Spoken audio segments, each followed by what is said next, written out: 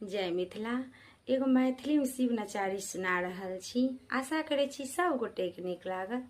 बहुत सुंदर गीत अछि, सब गोटे जरूर सुनबै और अपन आशीर्वाद प्रेम स्नेह एनाही बनेने रहबै और चैनल के जरूर सब्सक्राइब कर लेब।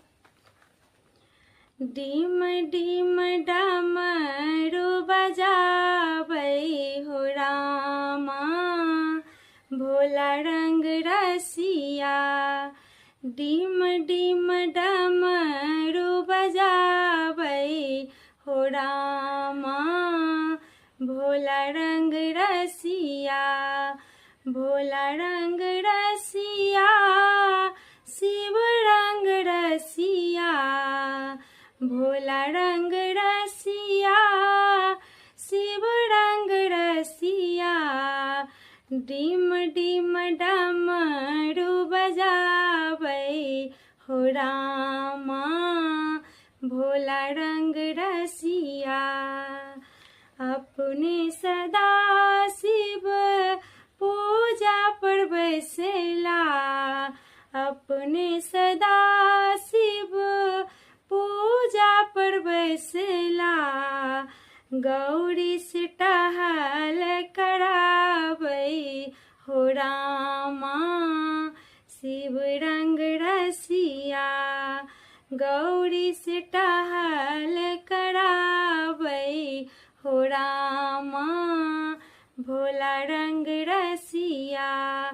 डीम डीम डमरू बजाबै हो रामा, भोला रंग रसिया। अपने सदा शिव भांग उपजावे, अपने सदा शिव भांग उपजावे। गौरी से भांग पिसाबै हो रामा, शिव रंग रसिया। गौरी से भांग पिसाबै हो रामा, भोला रंग रसिया। डीम डीम डमरू बजाबै हो रामा, भोला रंग रसिया। अपने सदा शिव बसहा चढ़ाबै, अपने सदा शिव बसहा चढ़ाबै।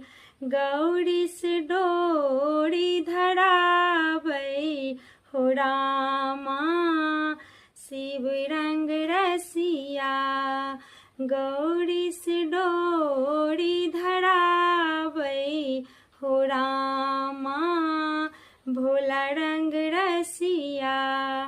डीम डीम डमरू बजाबै हो रामा, शिव रंग रसिया।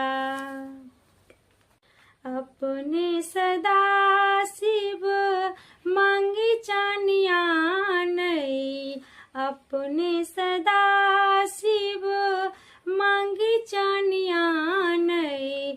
गौरी से धान कुटाबै हो रामा, शिव रंग रसिया। गौरी से धान कुटाबै हो रामा, भोला रंग रसिया। गौरी से धान कुटाबै हो रामा, शिव रंग रसिया। गौ